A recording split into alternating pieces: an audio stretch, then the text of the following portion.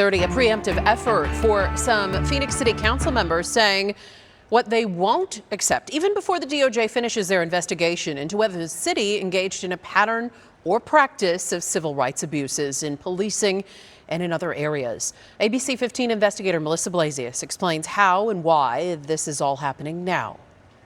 The latest flap started with Councilwoman Ann O'Brien's social media post and op-ed piece in mid-November. She announced, "I have no intention of signing any Department of Justice documents without reading them first." It's important for our community members to know that there is a council member, or maybe more than one council member, who supports the Phoenix Police Department and will not just blindly go into a consent decree. Jim Waring adding this week, letting the DOJ take over Phoenix PD would be a disaster. I don't think we're being that obstinate. I really don't. Councilman Kevin Robinson used to be an assistant Phoenix police chief.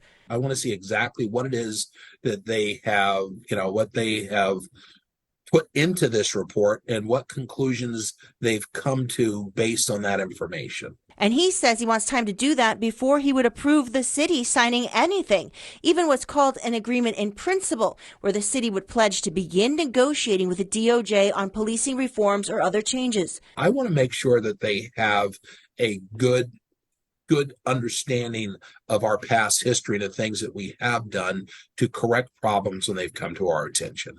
City Manager Jeff Barton's spokesman sent ABC 15 an email explaining signing an agreement in principle without adequate time to fully review the findings would be irresponsible. It would basically commit the city to enter a consent decree. Declining to sign an AIP while the city thoroughly reviews the findings report would still result in a consent decree or a variety of other resolutions. But this is an unusual move for Phoenix. Other cities like Minneapolis and Louisville, Kentucky, signed agreement in principle letters quickly upon the release of DOJ findings there.